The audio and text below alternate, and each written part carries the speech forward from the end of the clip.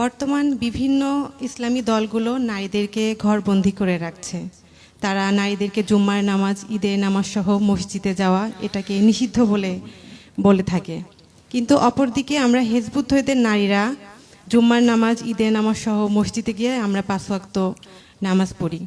এই কারণে আমাদেরকে বিভিন্ন সময় গালিগালাজ করা হয় এবং আমাদের সম্পর্কে বিভিন্ন অপপ্রচার করা হয়। কিন্তু গতকালকে আমি টেলিভিশনের নিউজে যেটা দেখলাম, উসমান হাদির জানাজায় অসংখ্য নারী সেখানে অংশগ্রহণ করেছে।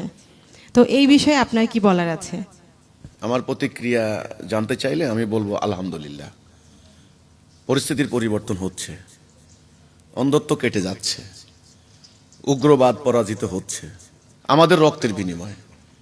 আমাদের নারীদেরকে গালাগালি দিয়েছে, আমাদের নারীরা পুরুষের পিছনে নামাজ পড়ে, দায়ুস নারী, খ্রিস্টান নারী। এটা আমি তো ছবিটা দেখলাম কালকে, অনেকে প্রচার করতেছে। ভালো তো, আমার কাছে ভালোই লাগছে, সুন্দর, যেটা হওয়া দরকার সেটাই হচ্ছে। এটা আমার প্রতিক্রিয়া। কি আমি তো খুশি, আমি দেখে অনেক খুশি হয়েছি। মেয়েদের এক কাতার, মেয়েদের সামনে দেখলাম জামাত ইসলামীর এক নেতা, সম্ভবত আমি চেহারা দেখলাম মাসুদ সাহেব বোধহয়, ওনার পিছনে মেয়েদের কাতার, আবার আরেক ছেলেদের কাতার, আবার দেখলাম মেয়েদের কাতার। হজের মাঠে মেয়েরা ছেলেরা নামাজ পড়ে না একসাথে। না, আমাদের এখানে কিছু ধর্ম সম্পর্কে অজ্ঞ, কোরআন পড়ালেখা করে না, ইসলাম সম্পর্কে সঠিক কোনো জ্ঞান নাই, এরা এই ধরনের কট্টর পন্থা লালন করে।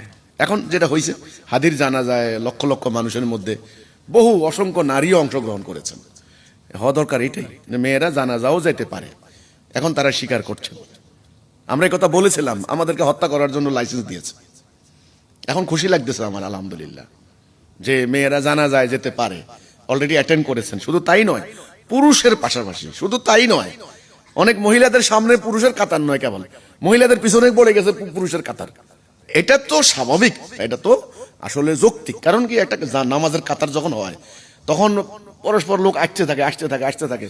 এখন যে হাজার হাজার লক্ষ লক্ষ মানুষের মধ্যে যে মহিলারা সামনে, তারা কি আবার পিছনে যেতে পারবে নাকি? এটা অযৌক্তিক কথা, ইসলাম যুক্তির মধ্যে।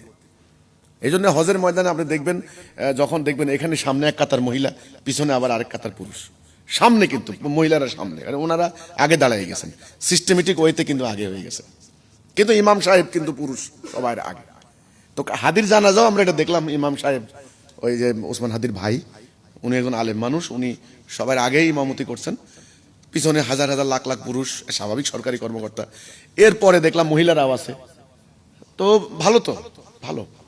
অন্ধত্ব যাচ্ছে, কুসংস্কার যাচ্ছে, ধর্মের নামে বাড়াবাড়ি যাচ্ছে, অন্ধকার দূর হচ্ছে, নারীরা অধিকার ফিরে পাচ্ছে, নারীরা জানাজায় যাচ্ছে, ঈদের নামাজে যাচ্ছে। গত ইয়েতে আমি জাতীয় ঈদগাহ ময়দানে 5 থেকে 10,000 নারী অংশগ্রহণ করেছেন, ধাক্কাধাক্কি পর্যন্ত হয়েছে, নারীরা এত সংখ্যা গিয়েছেন, মানে নারীদের মধ্যে আর কি জায়গা নিয়ে। তো ভালো তো, নারীরা অধিকার পাচ্ছেন, এটা খুব আনন্দিত, আমি খুশি। ওসমান হাদির জানাজায় বহু নারী অংশগ্রহণ করেছেন। আশা করি এই সংক্রান্ত যাদের আপত্তি ছিল, চুলকানি ছিল, যে সমস্ত মানে ধর্ম সম্পর্কে অজ্ঞ, মেয়েদের অংশগ্রহণের ব্যাপারে যারা বিরুদ্ধে ছিল আর কি, তারা আশা করি এখন নিবৃত হবেন। আর হিজবুত তৌহিদ আন্দোলনের বক্তব্য সত্য প্রতীয়মান হয়েছে। হিজবুত তৌহিদ যেটা নিয়ে কাজ করছে, আলহামদুলিল্লাহ, ধীরে ধীরে এখন সেটা অন্যরাও সেটা গ্রহণ করছেন, আল্লাহ শুকর। ভালো।